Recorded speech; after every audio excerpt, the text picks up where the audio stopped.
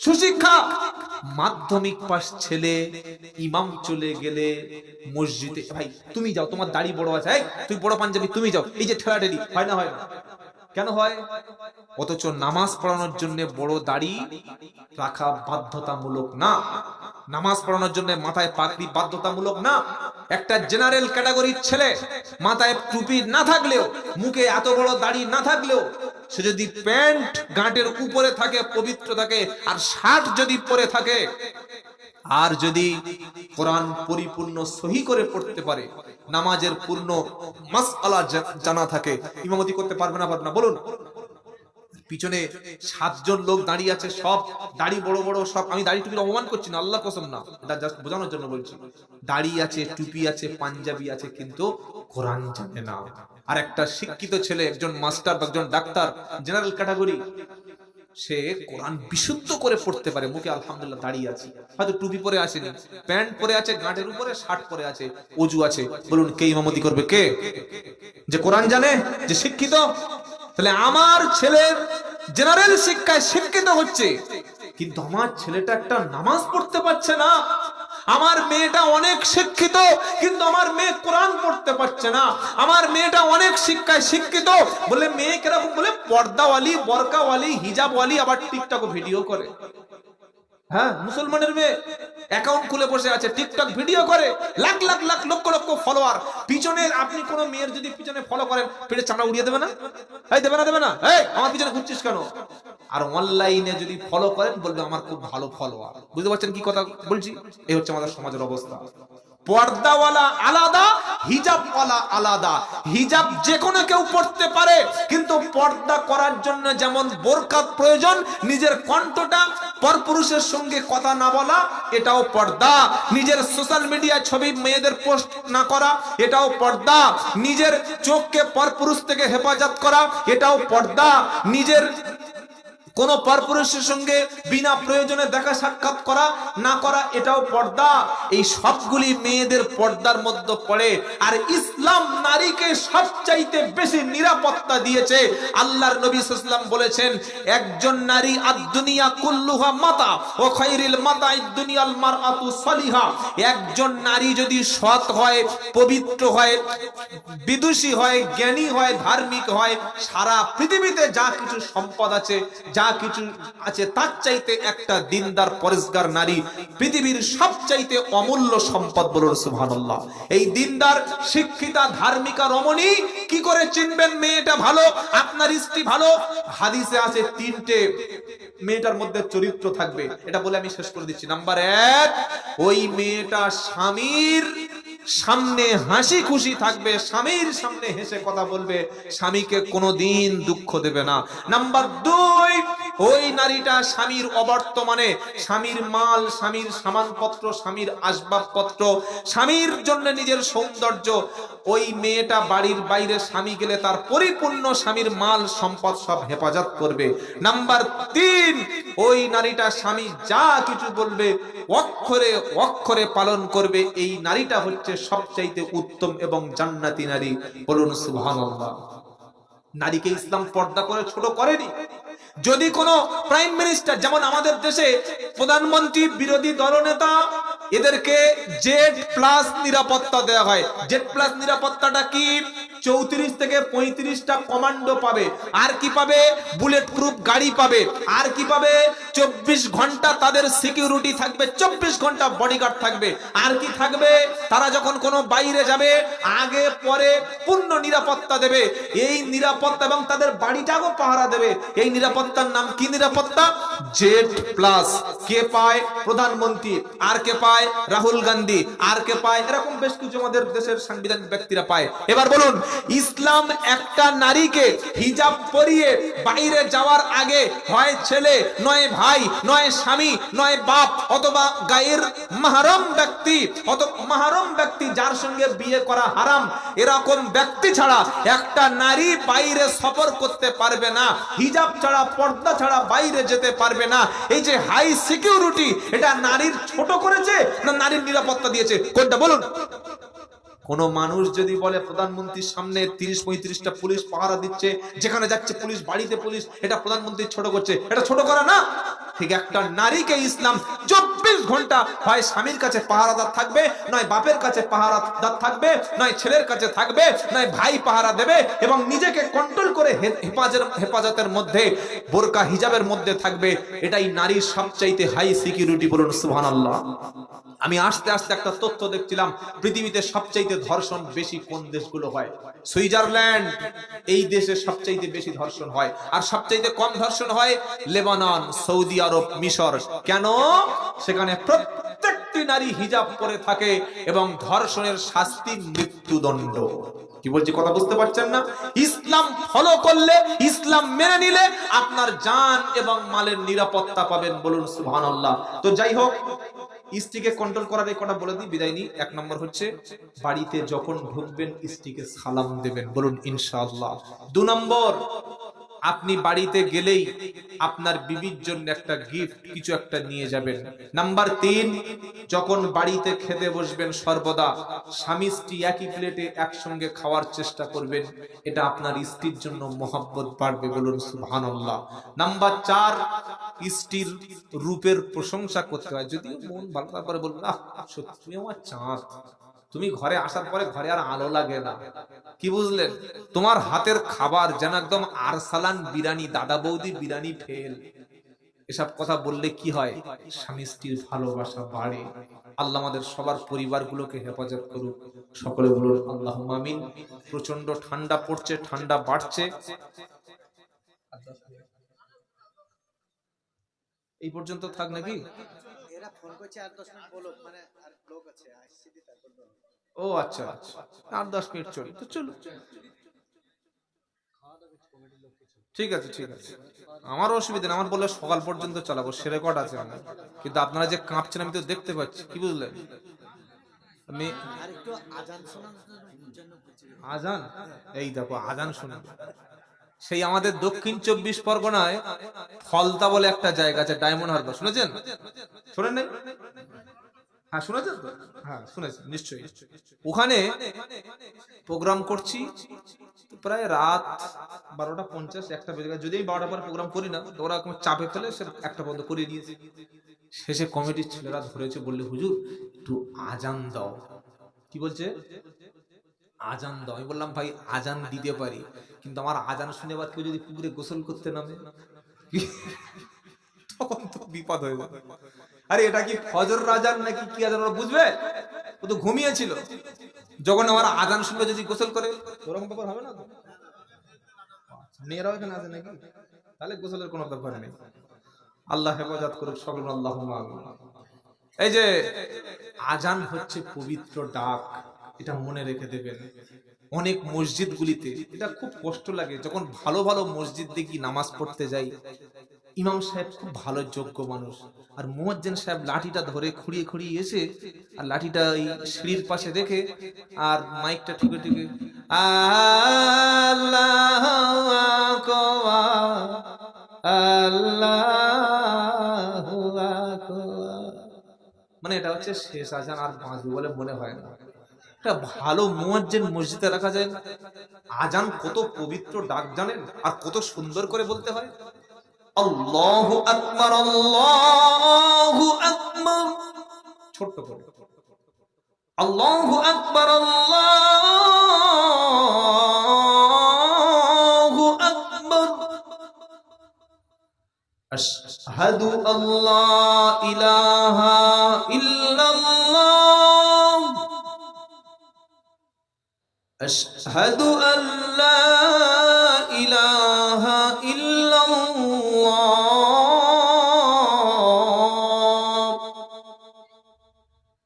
আশহাদু আন্না মুহাম্মাদার রাসূলুল্লাহ, আশহাদু আন্না মুহাম্মাদার রাসূলুল্লাহ, হাইয়া আলাস সালাম, হাইয়া আলাস সালাম,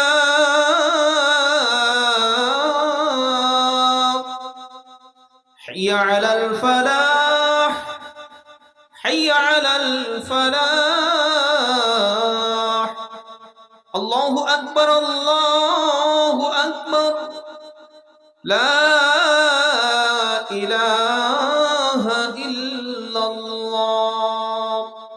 আচ্ছা, যে আজান মসজিদে দেয়া হয় কেন? উঠে সকালে কাজে যাওয়ার জন্য, নাকি দুপুরে আজান শুনে গোসল করে খাওয়ার জন্য? জন্মের পরে কানে আজান হয়ে গেছে, বাকি আছে শুধু জানাজা। আর মসজিদে আজান দিচ্ছে মানে মুয়াজ্জিন আল্লাহর আওয়াজটা তোমার কানে পৌঁছে দিচ্ছে। যেদিন তোমাকে কিয়ামতে বিচার হবে, সেদিন আল্লাহ বলবে, মুয়াজ্জিন সাহেব রেকর্ডটা শুনিয়ে দাও। আজান দিয়েছিলে, ডেকেছিলে? বললে হ্যাঁ। এসেছিল কারা? ডেকেছিলাম সবার, এসেছিলে 20 জন। বললে যাদের মসজিদে দেখেছিলে আজকে তাদের জান্নাতে দিয়ে দাও। বলুন সুবহানাল্লাহ। যাদের দুনিয়ায় মসজিদে পাওয়া যাবে, আখিরাতে তাদের জান্নাতে। ওয়ানাদা আসহাবুন নারি আসহাবাল জান্নাতি আন আফিদু আলাইনা মিনাল মা। আপনি 10 মিনিট বলেছিলেন, কিন্তু 12টার পরে বলবো। ঠান্ডার লোক সব কাঁপছে আর মনে মনে আমার গালিও দিচ্ছে, তাই তো নাকি? চলবে? বাবা, আল্লাহু আকবার। কি বলছে কোরআন? ওয়ানাদা আসহাবুন নারি আসহাবাল জান্নাতি আন আফিদু আলাইনা মিনাল মা আও মিম্মা রাযাকাকুমুল্লাহ ক্বালু ইন্নাল্লাহা হাররামাহুমা আলাল কাফিরিন। সূরা আরাফের 51-50 নম্বর আয়াত। সেদিন জান্নাতি ব্যক্তিগুলি ফল খাবে। কি খাবে? ফল। ফল এই দুনিয়ার এই আপেল বেদানা নাকি? হ্যাঁ, ওই একটা মুখে দেবে আর বলবে আল্লাহু আকবার। এত সুন্দর খাবার, ওর টেস্ট, ওর ফ্লেভার, ওর মানে পুরো স্বাদটাই আলাদা। কি বললেন? খাবে আর তখন কি বলবে? আলহামদুলিল্লাহ। খাবে আর বলবে সেই স্বাদ। কি খাবে বলবে? সেই স্বাদ। জান্নাতীরা খাবে আর বলবে আলহামদুলিল্লাহ। আর তখন জাহান্নাম থেকে দেখবে গ্রামের কিছু লোক উকি মারছে, এ ভাই দেনা রে ভাই, হ্যাঁ দেনা। হ্যাঁ, এটা কোরআনে, আমি গল্প করছি না। ওয়ানাদা আসহাবুন নারি আসহাবাল জান্নাতি আন আফিদু আলাইনা মিনাল মা। বলবে ও জান্নাতি ভাই, দে ভাই, আমি বিড়ি খেতাম, মদ খেতাম, গাঁজা খেতাম, আমি পাবো না? তুই নামাজ পড়েছিস, আমি পড়তাম না, একটু দে ভাই, তুই খাবার একটু ছেড়ে দে, হালকা করে মাল দে। তখন হালকা করে দেওয়ার চিন্তা করবে। আল্লাহ বলবে, এই দাঁড়া, কি দিচ্ছিস? বলবে আল্লাহ যেগুলো খেয়ে বেশি হচ্ছে, বলছে ওগুলো ওদের। হ্যাঁ, ওয়ানাদা আসহাবুন নারি আসহাবাল জান্নাতি আন আফিদু আলাইনা মিনাল মা আও মিম্মা রাযাকাকুমুল্লাহ ক্বালু ইন্নাল্লাহা হাররামাহুমা আলাল কাফিরিন। আল্লাহ বলবেন না, এ মাল ওদের নয়। এই জান্নাতি খাবার আমি আল্লাহ কাফিরদের জন্য, আমার শত্রুদের জন্য হারাম করে দিয়েছি। জান্নাতি খাবার খেতে চাই? চাই কি চাই না? জোরে বলেন। যদি খেতে চাই, দুনিয়ার যতগুলো পাপের রাস্তা আছে, ওই পাপের রাস্তা থেকে আমাকে ফিরে আসতে হবে। আল্লাহর হুকুম 5 ওয়াক্ত নামাজ পড়বো। বলুন ইনশাআল্লাহ। জীবনে কোনো মানুষকে ক্ষতি করবে না, কোনো মানুষের সম্মান নষ্ট করো না। মানুষ বিপদে পড়েছে, সাহায্য করো, আল্লাহ কিয়ামতে সাহায্য করবে। বলুন সুবহানাল্লাহ। সেদিন জান্নাতি ব্যক্তিগুলি জাহান্নামীদের বলবে, ওয়ানাদা আসহাবুল জান্নাতি আসহাবান নারি আন ক্বাদ ওয়াজাদনা মা ওয়া'আদানা রাব্বুনা হাক্কা হাক্কা ফাহাল ওয়াজাদতুম মা ওয়া'আদা রাব্বুকুম হাক্কা ক্বালু না'আম ফাআদ্দানা মুআদ্দিনুম বাইনাহুম আল্লা'নাতুল্লাহি আলাল যালিমিন। জান্নাতি লোকেরা বলবে, ও জাহান্নামী ভাইরা, কতবার বলেছিলাম সুদ খাবি না, মদ খাবি না, জেনা করবি না, নামাজ পড়বি, সৎভাবে জীবন যাপন করবি, তাহলে জান্নাত পাবি।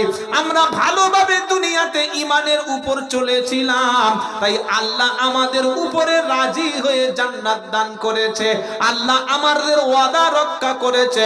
এখন জাহান্নামীরা বল, তোদের সাথে আল্লাহ ওয়াদা রক্ষা করেছে কিনা? তখন জাহান্নামীরা বলবে ক্বালু না'আম, হ্যাঁ ওয়াদা রক্ষা করেছে। এবার কি হবে? ফাআদ্দানা মুআদ্দিনুম বাইনাহুম আল্লা'নাতুল্লাহি আলাল যালিমিন। জান্নাতি ব্যক্তিরা জান্নাতে, জাহান্নামীরা জাহান্নামে, দুজনের কথা বলা হয়ে গেল। এবার মাঝখান থেকে একজন ঘোষণাকারী এবারও ঘোষণা দিয়ে দিল। ঘোষণাকারী বলবে আল্লা'নাতুল্লাহি আলাল যালিমিন। আজকের জালিম, অপরাধী, অত্যাচারী ব্যক্তিদের উপরে আল্লাহর লানত। জাহান্নামে আর জাহান্নামে মরণ হবে। জাহান্নামীরা মরতে চাইবে, কোরআন বলবে না, ইদা রাআতুহুম মিন মাকানিন বাঈদিন সামিউ লাহা তাগাইযা ওয়া জাফীরা ওয়া ইদা উলকু মিনহা মাকানান দাইকাম মুকাররানিনা দাআউ হুনালিকা সুবুরা লা তাদউল ইয়াওমা সুবুরা ওয়াহিদা ওয়াদউ সুবুরান কাসীরা। সূরা ফুরকানের 12 নম্বর আয়াত। জাহান্নামীরা যখন জাহান্নামে ফেলে দেওয়া হবে, আগুন দেখতে পাবে, আগুনের বিশাল লেলিহান শিখা দেখবে আর বলবে আল্লাহ মৃত্যু দাও। আল্লাহ কি বলবে? লা তাদউল ইয়াওমা সুবুরা ওয়াহিদা ওয়াদউ সুবুরান কাসীরা। একবার না, হাজার বার মরণ চাইলে মরণ আর যদি বলেন হবে না, কারণ মরণ একবার। মরণ কবার? একবার। আর জান্নাতি ব্যক্তিরা আনন্দে থাকবে, তারা জান্নাতে যাওয়ার পরে মৃত্যু হবে না, অসুখ হবে না, টেনশন হবে না, বয়সও বাড়বে না, শারীরিক মানসিক ভাবে কোনো রোগ হবে না, চিন্তা থাকবে না, ডিপ্রেশন থাকবে না, কষ্ট থাকবে না, শান্তি আর শান্তি, সুখ আর সুখ। বলুন সুবহানাল্লাহ। ওই চিরস্থায়ী সুখ ভোগ করার জন্য দুনিয়ার কিছু হারাম, কিছু অবৈধ, কিছু খারাপ কাজ আমাদের বেঁচে চলতে হবে কি হবে না? আমরা সুদ খাবো না বলে ইনশাআল্লাহ, মদ খাবো না বলে ইনশাআল্লাহ। আমার যুবক বন্ধুরা যারা এসেছেন, মায়েরা বোনেরা, সবাইকে বলছি 5 ওয়াক্ত নামাজ আজ থেকে আমরা ধর্ম তওবা করব বলে ইনশাআল্লাহ, বলে ইনশাআল্লাহ। এই এটা কাপাসডাঙ্গা মাঝে পাড়ার যে সমস্ত ইয়ং ছেলেরা, যুবকরা এই সুন্দর অনুষ্ঠানটা, আপনারা এই অনুষ্ঠানটা এত দূর পর্যন্ত যে করেছেন, অনেক পরিশ্রম, অনেক মেহনত করেছেন। আল্লাহ পাক আপনাদের এই মেহনতগুলি ইনশাআল্লাহর পুরস্কার দেবে, বলে ইনশাআল্লাহ। ফামাই ইয়ামাল মিসকালা দাররাতিন খায়রান ইয়ারা। সামান্য অণু পরিমাণ ভালো কাজ করলে কিয়ামতের দিন আল্লাহ তার আমল সেদিন দেখিয়ে দেবে, বলুন সুবহানাল্লাহ। আল্লাহ আমাদের প্রত্যেকের এই ভালো কাজকে করার তৌফিক দান করুন। আমি আশা করি আগামী বছর থেকে আপনারা যদি অনুষ্ঠানটা করেন, আরো সুন্দরভাবে করবেন, আপনারা সহযোগিতা করবেন, প্রত্যেকে আসবেন এবং যাদেরকে বক্তা হিসেবে অন্তত ইনভাইট করবেন, একজন ভালো শিক্ষিত জ্ঞানী মানুষ, যার দ্বারা মানুষ কিছু শিখতে পারবে, মানুষ কিছু নিতে পারবে, সেরকম ব্যক্তিকে আমন্ত্রণ করবেন। আপনার পয়সা ইনশাআল্লাহ বিফলে যাবে না। আল্লাহ আমাদের সবাইকে ক্ষমা করে দিক, আমাদের মা বোনদেরকে ক্ষমা করে দিক। যত মা বোনেরা এসেছিলেন বা আছেন, আল্লাহ প্রত্যেকটি মায়েরকে সবর দেওয়ার তৌফিক দিক। মায়েদের জীবনগুলো আম্মাজান খাদিজা, আম্মাজান আয়েশা, আম্মাজান হযরতে মারিয়াম, বিবি আসিয়ার মতো সবরকারিনী, ধৈর্য ধারণকারী হওয়ার তৌফিক দান করুক। সকলে বলুন আমিন। ওমা আলাইনা ইল্লাল বালাগ। একবার সকলে দুরুদে ইব্রাহিম পড়ব। আমরা কি করব? সদকা, দান। বলে ইনশাআল্লাহ ক্যাশ ক্যাশ হ্যান্ড, মসজিদে, মাদ্রাসায়, এতিমখানা, দুস্থ, গরিব, অনাথ। আর দান করার ক্ষেত্রে হিন্দু মুসলমান দেখবেন না। একজন বিধবা মা এসছে, হিন্দু, সাহায্য করুন। একজন অসুস্থ ব্যক্তি এসছে, খ্রিস্টান, টাকা দিন, সওয়াব পাবেন। এখানে ধর্ম দেখার দরকার নাই। কিন্তু টুপি মাথায় দিয়ে কেউ যদি এসে বলে ফাংশন করবো, দে 1000 টাকা, ওখানে দিলে কি হবে? গুনাহ হবে। কেউ প্যান্ট শার্ট পরে এসে যদি বলে কোরআনের জন্য 500 টাকা দাও, দিলে সওয়াব হবে। দেখতে হবে যে কাজটা কি হচ্ছে, চাইছে কে, ব্যাপারটা না। আপনার টাকাটা মানুষের জন্য কাজে লাগবে কিনা, মানবতার জন্য কাজে লাগবে কিনা, এই টাকাটা কোনো মানব কল্যাণে ব্যবহার হবে কিনা, তার জন্য আল্লাহ সওয়াব রেখে দেবেন। তো মদিনার মুশরিক নারীরা তাদের বাচ্চা না হলে তারা মান্যত করত, যদি আমাদের বাচ্চা হয়, আল্লাহ ছেলে দেয় বা মেয়ে দেয়, আমরা বাচ্চাটা নিয়ে ইহুদিদের বাড়িতে রেখে দেব, ইহুদি বানাবো। মদিনার মুশরিকরা তারা এই মান্যতটা করত। আল্লাহর নবী সাল্লাল্লাহু আলাইহি ওয়াসাল্লাম যখন মক্কা থেকে হিজরত করে মদিনায় গেলেন, নবীর দাওয়াতের ফলে হাজার হাজার পুরুষ, হাজার হাজার নারী যখন আস্তে আস্তে করে ইসলামের সুশীতল ছায়ার দিকে আকৃষ্ট হতে লাগলো, তখন ওই নারীরা যাদের গর্ভের সন্তান ওদিকে ইহুদিদের বাড়িতে দেওয়া আছে, মান্যত করেছিল, সন্তান হয়েছে, সেই সন্তানটা ইহুদিদের বাড়িতে দেওয়া আছে। এবার ওই মদিনার ইহুদিগুলো মুসলমানদের সঙ্গে ষড়যন্ত্র করলো, রাষ্ট্রবিরোধী কাজ করলো, দেশদ্রোহিতার মধ্যে শামিল হয়ে গেল।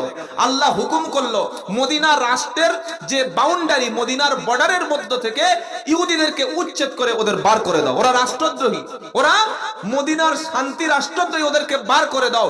যখন বার করতে গেল, তখন মদিনার যারা আল্লাহর নবীর হাতে হাত দিয়ে ইসলাম কবুল করেছিল, পুরুষ আর নারী, ওই নারীরা বলল, হে আল্লাহর নবী সাল্লাল্লাহু আলাইহি সাল্লাম, আমার ছেলে তো ইহুদিদের বাড়িতে মানুষ হচ্ছে, যেহেতু আমি মান্যত করেছিলাম যে ছেলে হলে ইহুদি বানাবো, সে তো এখন ইহুদির বাড়ি আছে, এখন আমার ছেলে, তাকে ইহুদিদের বার করে দিলে আমার ছেলে কি বার করে দেওয়া হবে? আল্লাহর নবী বললেন, ঠিক আছে, তোমার ছেলের কাছে গিয়ে ইসলামের ব্যাপারে দাওয়াত দাও, তাদেরকে বলো। তখন নারীরা গিয়ে বাচ্চাদের বলল যে তুমি তোমার ছেলে, তুমি ইহুদির বাড়িতে বড় হয়েছো, খেয়েছো সেখানে, কিন্তু আমার ব্লাড মানে রিলেশন তো তোমার সাথে আমার আছে, এখন আমার কাছে চলে এসো আর ইসলাম কবুল করো, তুমি কলেমা পড়ো, তুমি মুসলমান হও, আমি তোমার মা বলছি, তোমার বাপ বলছি, তোমাকে ইসলাম মানতেই হবে। এই যে প্রেসারাইজ করলো, প্রেসার ক্রিয়েট করলো, এই ব্যাপারটা সমাজে একটা বিশৃঙ্খলা তৈরি হয়ে গেল। আল্লাহ পাক ওই সময় কোরআন শরীফের সূরা বাকারা 256 নম্বর আয়াতুল কুরসির আয়াতটা নাজিল করলেন। কি বললেন? যে ও মুসলমান মুশরিক, ও মদিনার মুসলিম নারীরা, তোমার বাচ্চা যে ছোটবেলায় ইহুদিদের কাছে দিয়ে দিয়েছিলে, আর বাচ্চা এখন মুসলমান হবে কিনা, ইসলাম কবুল করবে কিনা, ওর উপরে চাপ সৃষ্টি করো না, প্রেসার দিও না, প্রেসার ক্রিয়েট করো না। ইসলাম এটা আল্লাহর কোরআন, রসুল, আল্লাহ এটা দিনের মতো পরিষ্কার হয়ে গেছে যে এটা হক, এটা সত্য, এটা ইনসাফ, এটা জাস্টিস, এটা ন্যায়, এটা মানবতা, এটা পরিষ্কার হয়ে গেছে। পরিষ্কার হয়ে যাওয়ার পরে যদি তারা দিনের দিকে ফিরে আসে আলহামদুলিল্লাহ, আর পরিষ্কার হয়ে যাওয়ার পরে যদি তারা না মানে, তাদের শাস্তি তারা নেবে। এই ক্ষেত্রে আল্লাহ কি বললেন?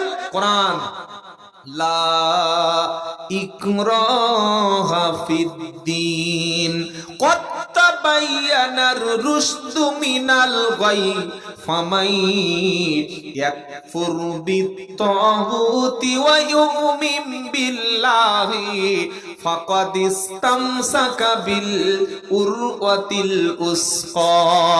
আল্লাহ বলছেন লা ইকরাহা ফিদ্দীন, দ্বীনের ব্যাপারে কোনো প্রেসার ক্রিয়েট নাই, জবরদস্তি নাই। আজ মুসলমানদের বিরুদ্ধে সবচাইতে যে ঘৃণা ছড়ানো হয়, মুসলমানরা এক হাতে তরবারি আর এক হাতে কোরআন নিয়ে তারা দিন প্রচার করেছে, অমুসলমানদের মুসলমান বানিয়েছে। আল্লাহ বলছেন লা ইকরাহা ফিদ্দীন, ধর্মে কোনো জবরদস্তি নাই। কদ তাবায়্যানার রুশদু মিনাল গায়্যি, কে হেদায়েতের উপরে আছে আর কে হেদায়েত থেকে সরে গিয়েছে এটা পরিষ্কার হয়ে গেছে। ফামান ইয়াকফুর বিত্তাগুতি ওয়া ইউমিন বিল্লাহ, আল্লাহ পাক বলছেন তাগুত কাকে বলা হয়? আল্লাহ ছাড়া আর যত উপাস্য, যত মাবুদ আছে, এগুলি হচ্ছে সব তাগুত, অর্থাৎ আল্লাহর রাস্তা থেকে মানুষদেরকে সরিয়ে আনার জন্য যত পথ আছে সবগুলো তাগুত। সবগুলো কি বলেন? তাগুত, বাতিল শক্তি, বাতিল মাবুদ। আল্লাহ বলছেন ফামান ইয়াকফুর বিত্তাগুত, হ্যাঁ মদিনার মুসলমান নারীরা, তোমার সন্তানদের কাছে বলে দাও, ইসলাম দিন কোরআন তো পরিষ্কার হয়ে গেছে, যারা ওই তগুতকে অস্বীকার করবে, বাতিল মাবুদকে অস্বীকার করবে, ওয়া ইউমিন বিল্লাহ, আর আল্লাহর উপরে ঈমান আনবে, ফাকাদ ইসতামসাকা বিল উরওয়াতিল উসকা, যে আল্লাহর দিনকে মেনে নেবে আর বাতিল তগুতকে অস্বীকার করবে, সে এমন একটা হাতল, এমন একটা মজবুত বস্তু ধারণ করলো যেটা কখনো ছিন্ন হওয়ার না। অর্থাৎ যারা ইসলামকে ধরবে, এই ইসলামের শেষ ঠিকানা হলো জান্নাতুল ফেরদাউস। বলুন সুবহানাল্লাহ। এবার বলুন, এই ভারতবর্ষে বর্তমানে অমুসলিমরা বেশি না মুসলিমরা বেশি? একটু জবাব দিন। বলে মুসলিমরা। আশ্চর্য গো, 14% মুসলিম আমাদের দেশে, আর আপনি বলছেন মুসলিম। তাদের সামনে বক্তব্য করছি, ঘটনা ছিল ভালোই ছিল। 14% মুসলিম, 2% শিখ, 86% অমুসলিম আমাদের দেশে। মানে 100-র মধ্যে 86টা অমুসলিম।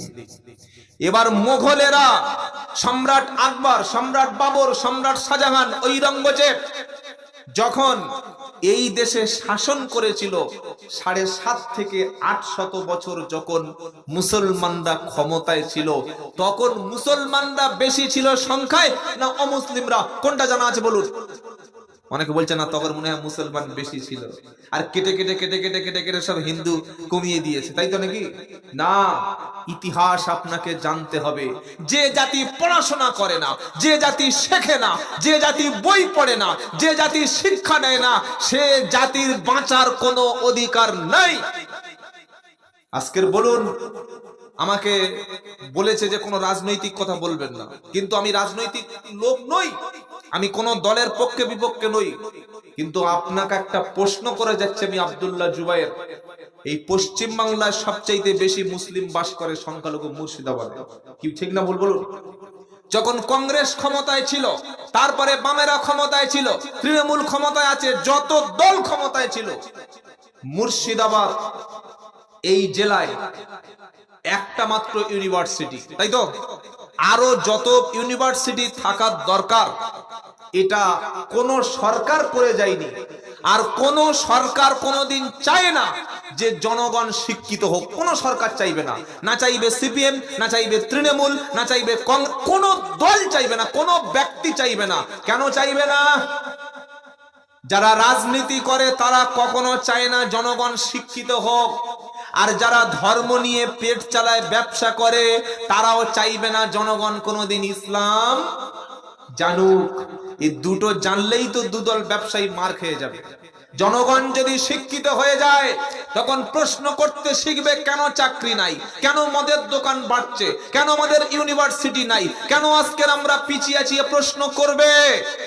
আর সব মানুষ যখন ইসলাম জানবে, কোরআন শিখবে, কোরআন পড়বে, আর মাজারে মানুষ যাবে না, আর পীরের তাবিজ বিক্রি হবে না, আর পীর সাহেব তেল পড়া, ঝাল পড়া, নুন পড়া, তাবিজ পড়া দিয়ে মুরিদের মাথায় কাঁঠাল রেখে কবার করে খেতে পারবে না।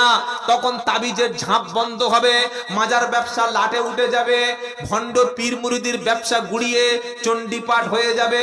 তাই বলে দিচ্ছে, বিশ্ব ইস্তেমায় যেও না, ঈমান নষ্ট হবে, ঈমান খারাপ করবে, ওরা তামাশা করতে আসে না। ভাই, আপনাকে সত্যটা জানতে হবে। ইতিহাস কি বলে? এই ভারতবর্ষে 800 বছর মুসলমানরা ক্ষমতায় ছিল, কোনদিন মুসলমান সংখ্যায় বেশি ছিল না, তখনও অমুসলিমরা সংখ্যায় বেশি ছিল। ভারতবর্ষের সবচাইতে ভালো বাদশা কাকে বলা হয়? আকবর দ্য গ্রেট। সবচাইতে ভালো বাদশাকে আকবর। অথচ আপনি জানেন যে আকবর মুসলমানই ছিল না।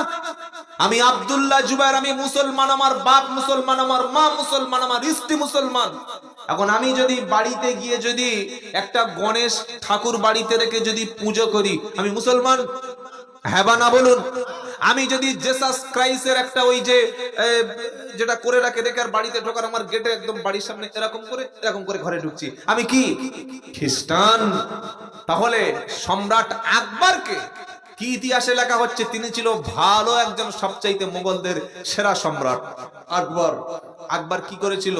দ্বীন-ই ইলাহি, বলে একটা ধর্ম তিনি আবিষ্কার করেছিল। সেখানে সেজদা করো, আগুনের পূজা করো, মদ নিষিদ্ধ, মদকে হারাম থেকে মদ খাওয়া জায়েজ করে দিয়েছিল। সব ধর্মের জোগা খিচুড়ি একটা ধর্ম। নামাজে পড়ো, আবার মূর্তিও পূজা করো, আবার শুকরও খাও, আবার মানে মোটামুটি একটা জোগা খিচুড়ি সম্রাট আকবর তৈরি করেছিল। নতুন দিন, বলুন আল্লাহর দিনকে অস্বীকার করে নতুন দিন যদি কেউ আবিষ্কার করে, সে মুসলমান থাকবে? থাকবে না। তাহলে আকবরকে বানানো হলো গ্রেট, সবচাইতে ভারতের মুঘলদের শ্রেষ্ঠ সম্রাট। মুসলমানরা যদি কোনদিন কোন দেশে কোরআন এক হাতে আর তরবারি নিয়ে এক হাতে যুদ্ধ করে মানুষকে জোর করে ধর্মান্তরিত করত, ইন্দোনেশিয়া, পৃথিবীর সবচাইতে মুসলিম বাস করে ইন্দোনেশিয়া, সেখানেও কয়েক কোটি অমুসলিম হিন্দু, খ্রিস্টান, জৈন, বৌদ্ধ আছে। বলুন এখন সোশ্যাল মিডিয়ার যুগ, একটা সামান্য কিছু হলে ভাইরাল হয়ে যায়, যায় না? গতকাল আমাদের নদিয়া জেলা আপনাদের শান্তিপুরে একটা দুঃখজনক ঘটনা ঘটেছে। কি? একটা মূর্তি ছিল, সেই মূর্তিটাকে ভেঙে ফেলা হয়েছে। বলুন ইসলাম কোন মূর্তি ভাঙাকে সমর্থন করে? করে না। আপনি একজন খাঁটি মুসলমান হাজী সাহেব একটা সরস্বতী বা একটা ওই কালী মূর্তি দেখে গালাগালি করলেন, এগুলো মিথ্যা, এগুলো ভুয়া, এগুলো কিচ্ছু নয়, মাটির তৈরি বলে আজে বাজে কথা বললেন। পারা নাম্বার 8 সূরার নাম আনআম, আল্লাহ বলছে ওয়ালা তাসুবুল্লাযিনা ইয়াদউনা মিন দুনিল্লাহ। ও হাজী সাহেব, ও মুফতি সাহেব, ও পীর সাহেব, ও মুসলমানের ছেলে, তুমি শিক্ষিত, তুমি নামাজি, তুমি ধার্মিক, কিন্তু অমুসলিম দেব দেবী দেখে তুমি কোনো বাজে কমেন্টস করো না, গালি দিও না, তাদের ধর্ম নিয়ে কটাক্ষ করো না। কেন? তোমরা যদি তাদের ধর্ম নিয়ে কটাক্ষ করো, তারাও তোমার আল্লাহ এবং রাসূলের বিরুদ্ধে কথা বলবে। শান্তিপুরে গতকাল কি ঘটলো? দুজন ব্যক্তি, তারা ওই সম্ভবত সরস্বতীর মূর্তি হবে, মাটির সরস্বতী মূর্তি, তাদের ধর্মের মূর্তি তারা ভেঙে ফেলেছে। ভাগ্য ভালো সেখানে সিসিটিভি ক্যামেরা ছিল, তা না হলে বাংলায় অশান্তির আগুন জ্বলে যেত বেলডাঙ্গার মতো। কি ভাই শুনছেন আপনারা? সিসিটিভি ক্যামেরায় সেখানে কোনো মুসলমান ধরা পড়েনি, দুজন তাদের দলেরই লোক, তাদের ধর্মেরই লোক ধরা পড়েছে। তাহলে আপনি ভাবতে পারছেন কোন নিকৃষ্ট জায়গায় পৌঁছে গেছে? আজকের প্রত্যেকের হাতে মোবাইল, মানে প্রত্যেকের সাংবাদিক, কিছু হলেই ফেসবুকে আমরা ভাইরাল করে দিই, 1 সেকেন্ড লাগে না। তাহলে বিশ্বে যদি ইন্দোনেশিয়া, মালয়েশিয়া, মিশর, ইরাক, ইরান, তার বাহরাইন, কুয়েত, কাতার, জর্ডান, লেবানন, সৌদি আরবে কয়েক লক্ষ হিন্দু সেখানে চাকরি করে। ইসলাম যদি বলতো এক হাতে তরবারি আর এক হাতে কোরআন, যে মুসলমান হবে না খাঁচ করে গলা কেটে দাও, জোর করে মুসলমান বানিয়ে ফেলো, তাহলে আজ পর্যন্ত কোনোদিন শুনেছেন কোন একজন অমুসলিম খ্রিস্টান বা হিন্দুর গলায় তরবারি ধরে আর হাতে কোরআন নিয়ে বলেছে যে হয় মুসলমান হ আর নয় খাঁচ করে গলা কেটে দেব বলে শুনেছেন? না, এটা ধর্মের কথা নয়। কোন জঙ্গি, কোন কুলাঙ্গার, কোন ইসলাম বিরোধী, ইসলামের নাম ধারণ করে কেউ যদি বলে জোর করে আল্লাহু আকবার বল, না তো গলা কেটে দেব, সে সন্ত্রাসী, সেই ইসলামের কেউ নয়। 1400 বছর আগে আমার ইসলাম বলে গেছে ধর্মে কোনো জবরদস্তি বলে কিছু নাই। সত্য কোনটা, মিথ্যে কোনটা, এটা তুমি বলে দাও, এটা প্রচার করে দাও, মানলে তুমি তোমার রাস্তা ক্লিয়ার। কুলিল হাক্কু মির রাব্বিকুম, কুলিল হাক্কু মির রাব্বিহিম ফামান শাআ ফালইউমিন ওয়া মান শাআ ফালইয়াকফুর। আল্লাহ পাক বলছেন হক সত্য তোমার রবের পক্ষ থেকে চলে এসেছে, তুমি ইচ্ছা করলে ঈমান আনতে পারো, আবার ইচ্ছা করলে তুমি কুফরি করতে পারো। ঈমান যদি আনো তোমার জন্য জান্নাতের রাস্তা সহজ, আর যদি তুমি কুফরি করো তাহলে আল্লাহ পাক বলেন তোমার জন্য আযাব মজুদ রয়েছে। ঈমানের রাস্তায় চলবো বলুন ইনশাআল্লাহ। 2 নম্বর হলো মুসলমানদের বিরুদ্ধে আরেকটা কি অভিযোগ? আমাদের মুসলমানদের সারা পৃথিবীতে হেয় প্রতিপন্ন করা হয় যে কোরআন বলছে মুসলমানদের প্রত্যেকটা মুসলমান 4টে করে বিয়ে করো আর 4 6 24টা করে বাচ্চা তৈরি করো। কি ভাই শুনছেন আপনারা? আচ্ছা কোরআন কি বলছে? 4টে করে বিয়ে করো, 24টা করে ছেলে নাও, তাই তো? কি কোরআনে নেই? হ্যাঁ আমি বলছি তো, আজ আমি বলছি কোরআনে 4টে বিয়ের কথা আছে, কিন্তু সেটা কেন, কোন সিচুয়েশনে, কাদের আছে, এটা আপনাকে শুনতে হবে। দেয়ালে লেখা আছে এখানে পেশাব করিবেন না, করিলে 1000 টাকা ফাইন। এ তো বাংলা জানে না, কোন রকমে ওই বাংলাটা পড়তে পারে। পঞ্চায়েতের সামনে লেখা আছে এখানে পেশাব করিবেন না করিলে 1000 টাকা ফাইন। কি করি বলুন, যা হোক 2 ফোঁটা অন্তত ফেলি। খুব কষ্ট করে চেনটা খুলেছে, খুলে কষ্ট করে মোটামুটি চেপে চুপে 5 ml পেশাব করে। কয় ml বলো? 5 ml। ওদিকে সিসি ক্যামেরা ছিল, সিকিউরিটি গার্ড এসে ঘাপ করে, কি লেখা আছে? বলছে এখানে পেশাব করিবেন, না করিলে 1000 টাকা ফাইন। পড়াশোনা করিস? বললে কেন? এতে লেখা আছে, বাংলা লেখা আছে, পড়তে পারবো না? বলছে এই করিবেন না বলে একটা ছোট রকম দেয়া দেখা পাচ্ছি, ছোট রকম এটা কি? বলছে ওটা আবার কি? বলছে ওর নাম হচ্ছে কমা, মানে ওখানে তুই থাম। থাম মানে? বলে এখানে পেশাব করিবেন না, করিলে জরিমানা। বলে আমি তো জানি না। বলে মালটাকে বার কর, পরে তুই জানবি। কি তো কোরআন নিয়ে কি বলে অমুসলিমরা ঠাট্টা করে রে। মুসলমানদের কোরআন কি বলছে দেখো, 4টে করে বিবাহ করো, 4টে করে নিকাহ করো, 4টে করে বিবি আর 24টা ছানাপোনা। এটা শুনলে একজন অমুসলিম যদি কোরআন পড়ে, কোরআনের মানে মতলব না বোঝে, এটাই তার মাথায় থাকবে। আপনার ছেলে হাই স্কুল পাস করে যখন ওই এইচএস কিংবা ফার্স্ট ইয়ার বিএ পড়ে কলেজে গেছে, আপনার ছেলের নাম সাইফুল্লাহ, স্যারের নাম হচ্ছে মিস্টার শ্যামল ব্যানার্জি ব্রাহ্মণ। বলছে এই সাইফুল্লাহ, তুই ধর্ম কোরআন পড়তে পারিস? বললে হ্যাঁ স্যার, 3 খতম। কি বলছে? 3 খতম। আচ্ছা, আমার কথাগুলো অসুবিধা হচ্ছে না তো? সবাইকে যে শুনে মানবে ব্যাপারটা তা নয়, যাদের ভালো লাগবে আপনার তারা শুনুন। আর এই কথাগুলো খুব জরুরি বর্তমান আমাদের। স্যার বলছে এই সাইফুল্লাহ কোরআন পড়তে পারিস? বলে 3 খতম স্যার। বলে 3 খতম মানে? বলে 3 বার খতম করে দিয়েছি। স্যার না বললে 3 বার খেয়ে ভুলে নিয়েছে।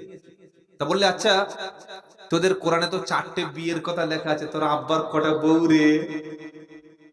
বলছে স্যার আমি তো কোনোদিন পাইনি। তুই বললি 3 বার কোরআন আমি রিভাইজ করেছি, খতম করেছি, পাইনি মানে? 4 নম্বর পারা, 16 নম্বর পৃষ্ঠা, 5 নম্বর লাইন, 3 নম্বর আয়াত, সূরা নিসা লেখা আছে 4টে বিয়ে করো। তোর আব্বার কটা বউ? একটি। তোর মা 4টে নয়? বললে না। বলে তোর দাদুর কটা বউ? বললে একটি। বলে তোর কাকুর কটা বউ? একটি।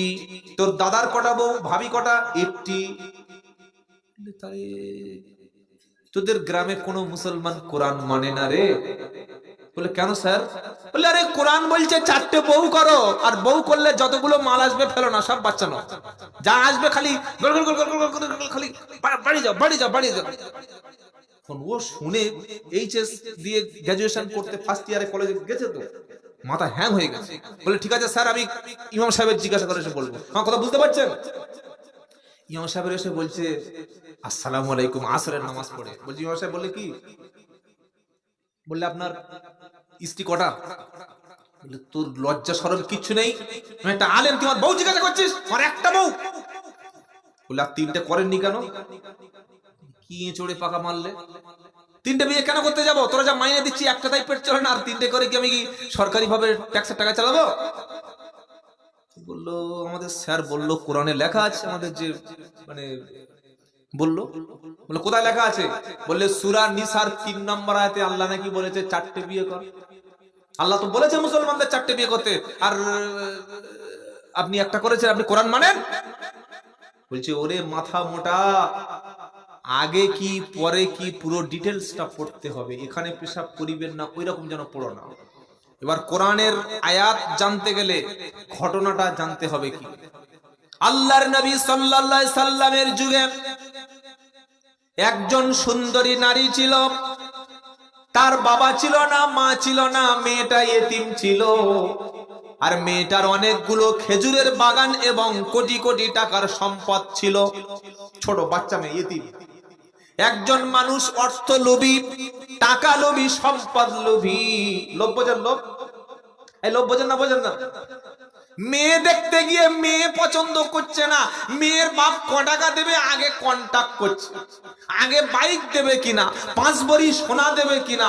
মেয়ের বাপে শুনেছে একটা ছেলে নাই 2টো মেয়ে, বড়টা বিয়ে হয়ে গেছে, এটা ছোট, আর মেয়ের বাপের 5 কোটি টাকার সম্পত্তি, তখন ছেলের বাপ দাড়ি চুল কুচ্ছে আর বলছে বেয়াই আলহামদুলিল্লাহ আলহামদুলিল্লাহ মেয়ে খুব পছন্দ।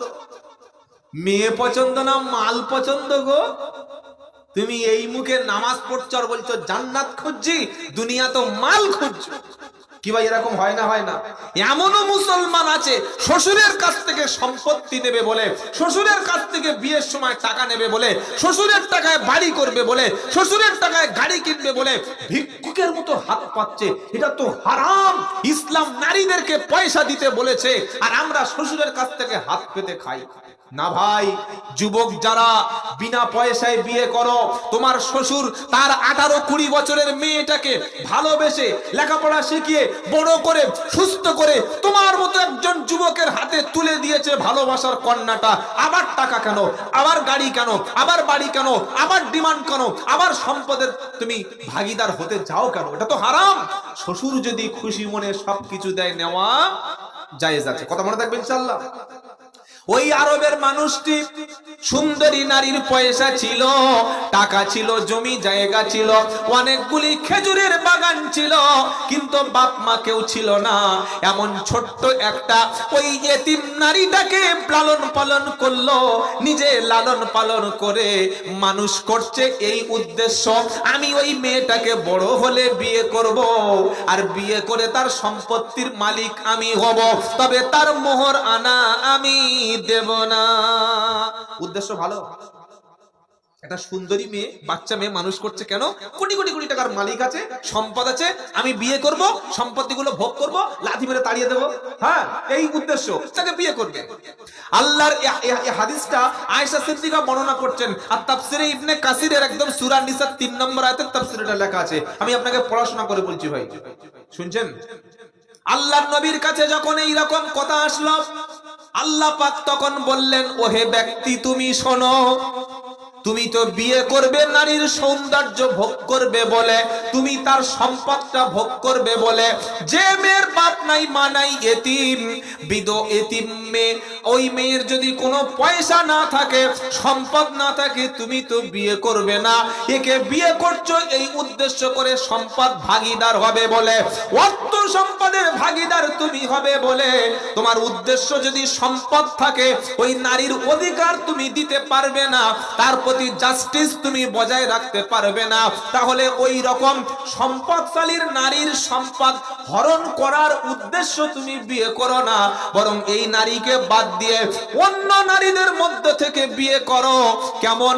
ফানকিহু মা তাবা লাকুম মিনান নিসা মাসনা ওয়া সুলাসা ওয়া রুবা ফাইন খিফতুম আল্লাহ তাআদিলু ফাওয়াহিদা।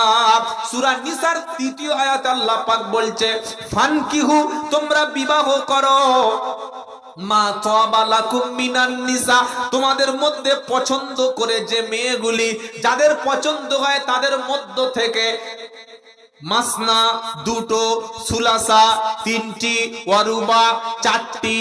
তাহলে কোরআন কি করলো? অপশন দিচ্ছে 2, 3, 4। এবার শেষের ওই যে পেশাব করিবেন না, করিলে জরিমানা, ওই মালটা আর পড়ে না। হ্যাঁ, কলেজের প্রিন্সিপাল কি বললেন, ইউনিভার্সিটির লেকচারার কি বলছে? এই তো কোরআন বলছে 4টে বউ করো, আর আল্লাহ কি বলছে? বিয়ে করো 2, 3, 4। ফাইন খিফতুম আল্লাহ তাদিলু ফাওয়াহিদা, যদি তোমাদের মনের মধ্যে এই আশঙ্কা থাকে আমি সবার সাথে জাস্টিস করতে পারবো না, ইনসাফ করতে পারবো না, তাহলে একটাই তোমার জন্য যথেষ্ট, দ্বিতীয় যেন করো না।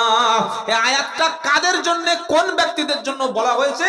যে আরবের মানুষগুলি এতিম মেয়েদের বিয়ে করতে, সম্পদ নিয়ে ওই মেয়েটাকে রিজেক্ট করে দেবে, তার মোহরানা দেবে না। আল্লাহ বলছে তুমি এতিমদের করছো কেন? তোমার যদি সত্যিকারের বিয়ের প্রয়োজন হয় তাহলে 2টো, 3টে, 4টে করো, অন্য মেয়েদের করো, যার সম্পদ নেই সেই মেয়েদের করো। তবে ইনসাফ না করতে পারলে, জাস্টিস না করতে পারলে, ন্যায় বিচার না করতে পারলে তোমার জন্য একটা যথেষ্ট। বলুন এটা কি কোরআন নির্দেশ দিয়েছে, না কোরআনে অপশন ব্যাপার আছে? নির্দেশ আর অপশন দুটো এক। যদি আল্লাহ নির্দেশ দিতেন তাহলে প্রত্যেকটি সাধারণ মানুষ না হোক, অন্তত আলেম ওলামারা 4টে করে বিয়ে করতেন। কি বলছেন বলুন? এইবার আপনাদের একটা রিপোর্ট বলছি, 2019-20 একটা সার্ভে হয়েছিল, আপনারা গুগল সার্চ করে ইন্টারনেটে সার্চ করে দেখে নেবেন। মুসলিম মহিলাদের নিয়ে সার্ভে করা হয়েছিল ভারতবর্ষে কতগুলো মুসলমানদের 4টে বিয়ে আছে। মহিলারা 1.9%, 2% তাও নয়, মুসলিম মহিলারা 100-র মধ্যে 1.9% মুসলিম মহিলারা বলেছে তাদের স্বামীর আর একটা বিয়ে আছে বৈধভাবে। আর হিন্দু মায়েদেরও সার্ভে করা হয়েছিল যে কতগুলো হিন্দু মা তাদের স্বামী আর একটা বিয়ে করেছে। তাদের সার্ভে যেটা রিপোর্ট এসছে 2019-20 1.3, 2%ও না। তাহলে মুসলমানদের মধ্যে 2%ও না, যে 100-র মধ্যে 2জনও মুসলমানের 4টে বিয়ে দূরের কথা, ওই 2জন করেই বিয়ে বৈধভাবে আছে। আল্লাহ কি বলছেন? 2টি, 3টি, 4টি, এটা নির্দেশ নয়, এটা তার জন্য একটা অপশন।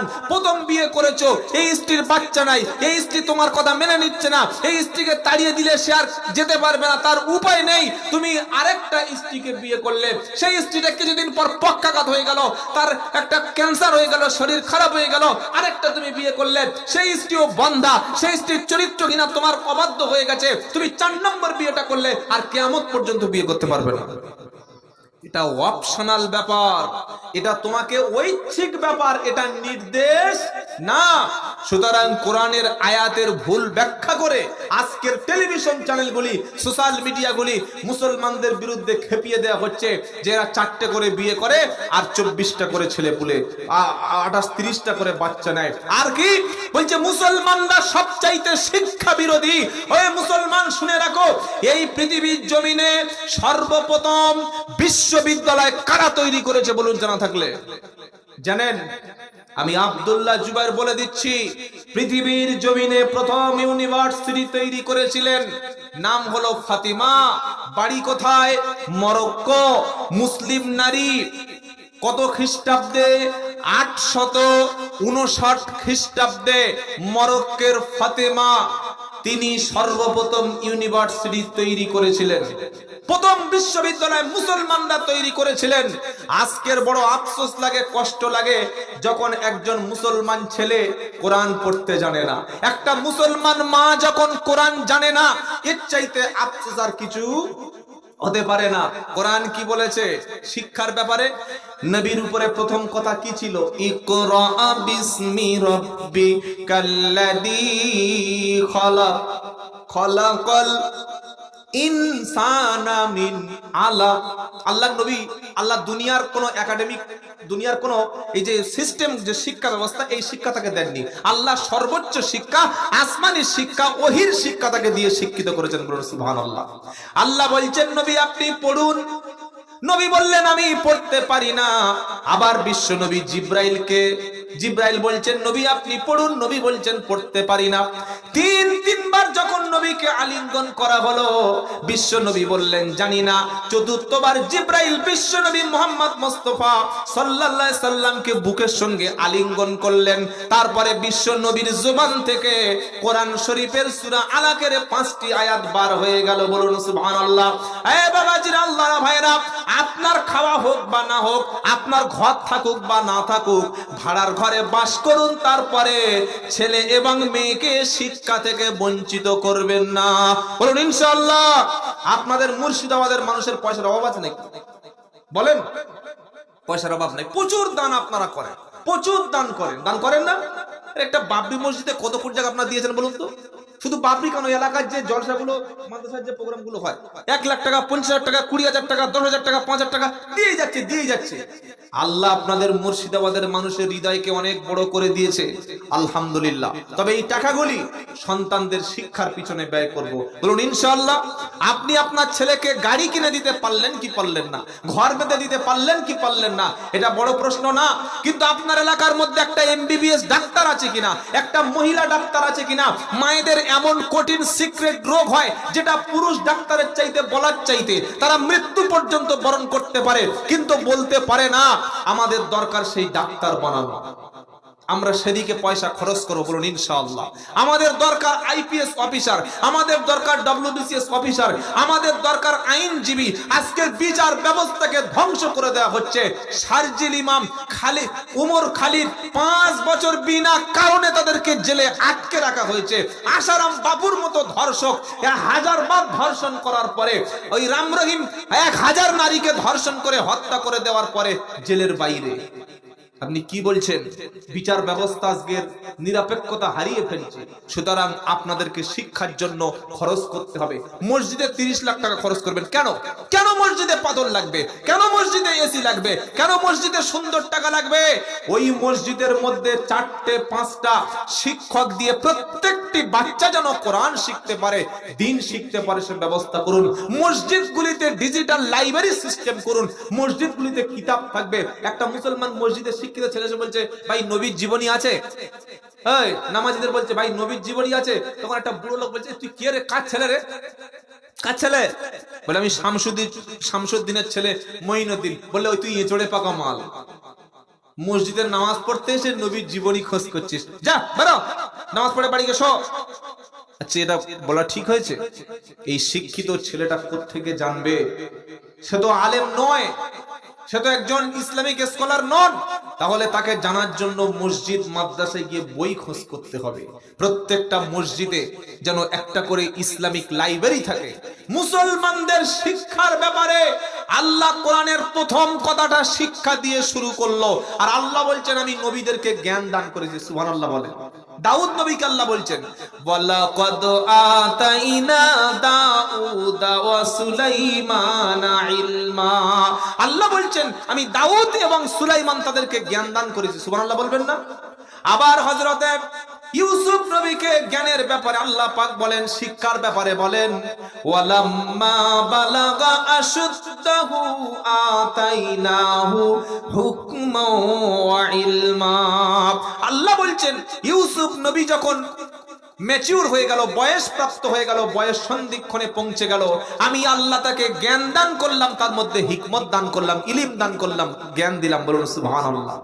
আবার লুকমান হাকিম একজন ব্যক্তি, তার সম্পর্কে আল্লাহ বলছেন, তিনি ছিল রাখাল, তিনি ছিল একটু খাঁটো মতো দেখতে, কুৎসিত, কোনো পপুলারিটি ছিল না, কিন্তু তার জ্ঞান, তার শিক্ষা, তার কথা, তার বিবেক, এত বেশি জ্ঞান ছিল, আল্লাহ তার নামে কোরআনে একটা সূরা দিয়ে দিয়েছেন। সুবহানাল্লাহ বলেন। আল্লাহ পাক বলেন, ওয়ালাকাদ আতাইনা লুকমানাল হিকমা। আমি লুকমানকে হিকমত অর্থাৎ জ্ঞান দান করেছিলাম। সুবহানাল্লাহ বলবেন না? আবার ইব্রাহিম নবী ছিলেন একজন জ্ঞানী, কিন্তু ইব্রাহিম নবীর আব্বা ছিলেন, তিনি মূর্তি নির্মাণ করতেন। নবী আর তার আব্বা কি করছে? বিভিন্ন উপাস্য মূর্তি নির্মাণ করছে। তো ইব্রাহিম নবী বলছে, আব্বা আমি তো নবী, আমার কাছে ইলম আছে, আমার কাছে জ্ঞান আছে, আমার কাছে শিক্ষা আছে, তুমি আমার জ্ঞানটা ফলো করো, আমার শিক্ষা মেনে নাও, আমি যে দাওয়াত দিচ্ছি আল্লাহর পক্ষ থেকে এটাই মেনে নাও, তুমি নাজাত পাবে। সুবহানাল্লাহ বলবেন না? আব্বা আমার কাছে যে জ্ঞান আছে, এই জ্ঞান তোমার কাছে। আল্লাহ রাব্বুল আলামিন বলেন, ইয়া আবাতি ইন্নী কদ জাআনি মিনাল ইলমি মা লাম ইয়াতিকা ফাত্তাবি'নি আহাদিকা সিরাতান সাবিয়্যা। সূরা মারিয়াম।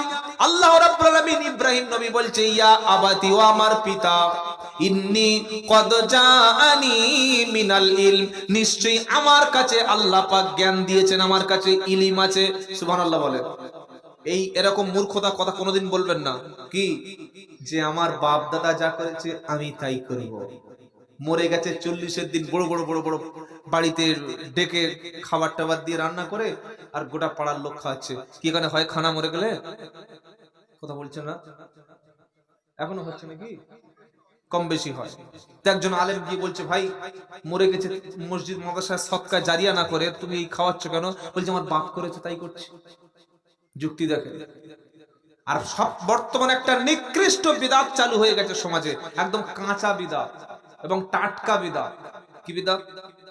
যে বাড়িতে মরে যাবে সেই বাড়িতে খানার অনুষ্ঠান, ভোজ। ভোজ, মাংস, ডাল, আলু, সবজি দিয়ে বিশাল রান্না হয়ে জানাজার নামাজের পরে কি ঘোষণা করছে, মরহুম শামসুদ্দিন সাহেব মারা গেছে, আপনারা বাইরে থেকে যারা এসেছেন কেউ না খেয়ে যাবেন না। এটা আপনাকে কে বলল? কে আপনাকে বলেছে?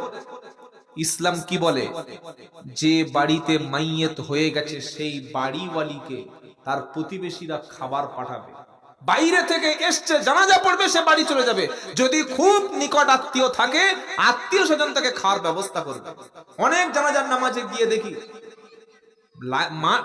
মাইয়েত যেখানে আছে, লাশ যেখানে আছে, তার 10 মিটার 20 মিটারের মধ্যে বড় বড় ডেকে হাঁড়ি করে রান্না, মাংস রান্না হচ্ছে। বলে বিয়ে বাড়ি না মরা বাড়ি? বলে বাইরের লোক খাবে। আর আপনারা? বলে আমরাও খাবো, যা থাকবে। কি বুঝলেন? সবে বরাতের দিন আসলে মেয়েরা কোমর বেঁধে সারা রাত নামাজ আর সারা রাত গোসল আর কোরআন তেলাওয়াত আর কবরে ধূপবাতি জ্বালানো এখনো আছে না নাই? কি বুঝলেন? যুক্তি কি? বাপ করেছে আমি করব। আরে বাপ যা করেছে তাই করলে হবে? আমার বাপ তো ভুল করতে পারে, আমার বাপ কম্পিউটার জানে না, আমি কম্পিউটার শিখবো না? আমার বাপ ইংলিশ পড়তে পারতো না, আমি ইংলিশ পড়বো না? আমার বাপ নামাজ পড়েনি, আমি নামাজ পড়বো না? আমার বাপ মদ খেয়েছে, আমিও মাল খাবো? তাই তো নাকি? বাপ যদি ইসলামের কোন হুকুম বাপ মেনে চলে, সেটা আমি মেনে নেব। মা যদি ইসলামের ব্যাপারে মানে, আমি মেনে নেব। আমার মা বোরকা পরে, হিজাব পরতো, আমি আমার স্ত্রীকে পরাবো। আমার মা যদি ওই উলঙ্গ থাকে, আমি উলঙ্গ হবো। যেমন মা উলঙ্গ, আমি উলঙ্গ। কি ধরনের যুক্তি? আমার আল্লাহ এবং রসুল কি বলেছে ওটাই করব, বলুন ইনশাআল্লাহ। মনে থাকবে ইনশাআল্লাহ। তাই কবি কি বলেছে?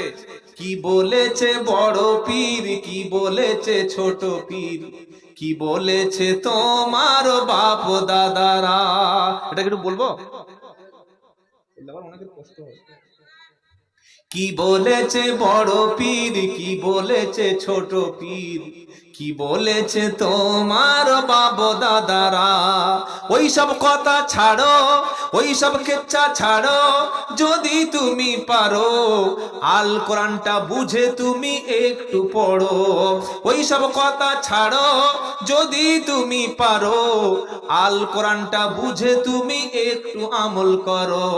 কি বলেছে বড় পীর, কি বলেছে ছোট পীর, কি বলেছে তোমার বাপ দাদারা। কথা মনে থাকবে ইনশাআল্লাহ। তোমার পীর তোমার শায়েখ আসল দলিল নয়, তোমার পীর তোমার শায়েখ আসল দলিল নয়। শয়তানও যে পীর সে যে দিতে পারে ধোঁকা। পারে না? পারে না, পারে না। কি গো, পীর হওয়ার জন্য দলিল লাগে না, আলেম হতে গেলে একটা সনদ লাগে, সার্টিফিকেট লাগে না? জমুক ইনস্টিটিউট থেকে শিখে এসছে। আর বাপ পীর, ছেলে পীর, তার ছেলে পীর, তার ছেলে পীর। মানে ওই বাঁশের যেমন বাঁশ বার হলেই বাঁশ, ঠিক ওরকম পীরের ছেলে পীর। পড়াশোনা নেই, শিক্ষা নেই, সুন্নাত নেই, কোরআনের জ্ঞান নেই, বলে পীর। আর গাড়ির সামনে লিখে রেখেছে পীর। কি বুঝলেন? লক্ষ লক্ষ মুরিদ। ও সর্বনাশ! আল্লাহর নবীর হাদিস পীরের সামনে দিয়েছে, বলে না আমার পীর যা বলেছে তাই করবো, আমার পীর সাহেব যা বলেছে ওটাই মানবো। বলে হাদিস, বলে হাদিস সব ঠিক আছে, পীর সাহেবের কথাটা ঠিক। এই কবি কি বলেছে?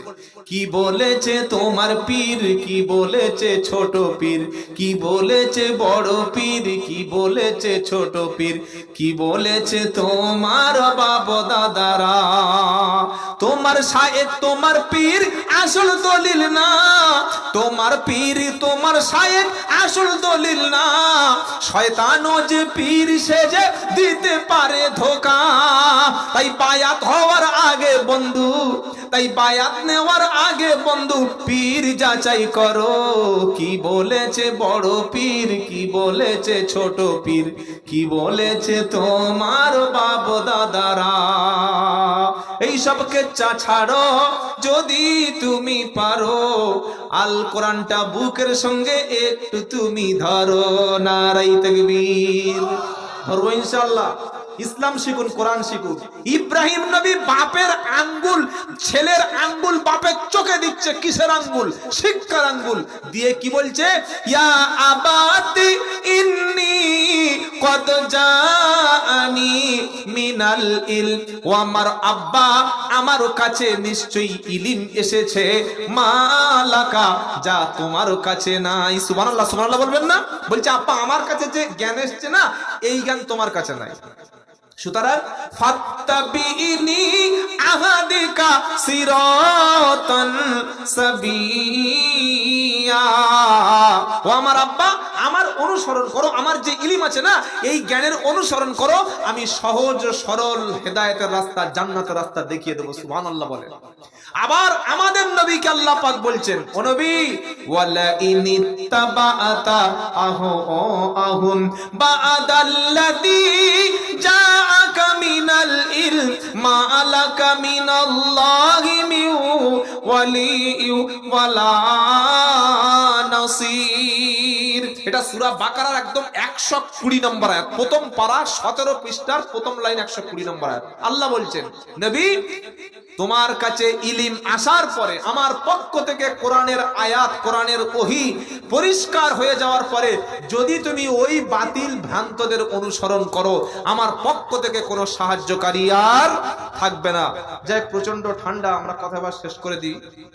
বাবাজিরা, আল্লাহ ভাইরা, এই সুন্দর অনুষ্ঠানে এসে আমরা যারা এসেছি বা যারা চলে গেছি, আমাদের প্রত্যেকের উদ্দেশ্য থাকবে আমরা যেন জ্ঞানের, ইলমের আলো প্রত্যেকটি ঘরে ঘরে জ্বালাতে পারি বলে ইনশাআল্লাহ। শিক্ষার ব্যাপারে আমাদেরকে এগিয়ে আসতে হবে এবং শিক্ষাটা যেন সঠিক শিক্ষা হয়। পড়াশোনা আপনি করুন, কিন্তু আপনার মধ্যে পড়াশোনা শিখেছে অনেক শিক্ষিত, নামাজ জানে না। অনেক শিক্ষিত, ইমানের ব্যাপারে তার নলেজ জিরো। একজন হাই স্কুলের মাস্টার, বিজ্ঞানের ছাত্র, বিজ্ঞানের শিক্ষক, হাতে দেখি একটা ওই অষ্টধাতুর আংটি পরে ঘুরছে। বললাম, স্যার আপনার হাতে অষ্টধাতুর আংটি? বললে, এই আংটিতে অনেকগুলো মানে মানে হ্যাঁ, বললে এগুলো ওই বিভিন্ন রকম গ্রহের থেকে, এগুলো শনির দশা থেকে মুক্তি পাবে। একটা সায়েন্সের শিক্ষক, আপনি বলছেনটা কি? অনেক লোক দেখি গলায় এরকম একটা বড় মাদ দেয়, এত বড় মাদ গলায়, বুড়ো বুড়ো লোক। বললাম, ভাই গলায় মাদলি? কিসের মাদলি? বলে, না এসব বলা যাবে না। বলো না কিসের মাদলি? বলছে, এই মাদলিটা গলায় থাকলে আর আমার সেই 40 বছর বয়স থেকে মাদলিটা ধারণ করছে। বললাম, কিসের? বলছে, বউ কন্ট্রোল থাকবে। বুড়োর ঝোঁক দেখেছো? 60 বছর বয়স হচ্ছে, এখনো নাকি বউ কন্ট্রোলে থাকবে। আচ্ছা, বিবিদের বশ করা দুটো একটা আমল বলবো, রেসপন্স ভালোভাবে তো দিতে হবে। আলেমদের চাইতে বিবিদের বশ করার মতো ভালো জ্ঞান খুব কম মানুষের আছে। বলে, হুজুর কিরকম? সবচাইতে কম বেতনটা ইমাম সাহেব পায়। কোনদিন ইমাম সাহেবের বউ কারোর সঙ্গে পালিয়েছে শুনেছেন? এই যে, তাও তো আমাদের যা ছুটি দেয় 15 দিন 20 দিন পরে, হুজুর শুক্রবার যাবে, রবিবার সকালে চলে আসবে, যেন জেলখানা। কি বললেন? তুমি নিজে 30 দিন বিবির কাছে থেকে ফজরের নামাজ কাজা, আর তোমার ইমাম সাহেবের তুমি ছুটি দিচ্ছ না, তুমি মসজিদ কমিটির সেক্রেটারি হয়ে বসে আছো না? একটু ভাবো কথাটা। ইমামের ছুটি নাই, হুজুর জুমার নামাজ পড়ে যাবেন, আর শনিবার আসরে আসলে ভালো হয়। আর আসরটা যদি শনিবার রাতে থাকেন, একদম সকালে গোসলটা আমার এখানে করলে ভালো হয়। কি ইমাম সাহেবের ছুটি নেই? এবার এটা হাসছেন, এটা এই কষ্টটা ইমাম সাহেবদের আছে না নাই? কি বললেন? তার তো একটা পরিবার আছে, তার একটা ছেলে আছে, মেয়ে আছে, বিবি আছে। আপনি বেইনসাফ করছেন ইমামদের উপরে। ইমামদের আলাদা একটা রুম বানিয়ে দিন মসজিদের পাশে, যেন স্ত্রী নিয়ে, পরিবার নিয়ে থাকতে পারে। ইমামদের সাম্মানিকটা যেরকম দিলে হয় সেরকম রাখবেন, আর যোগ্য ইমাম রাখবেন।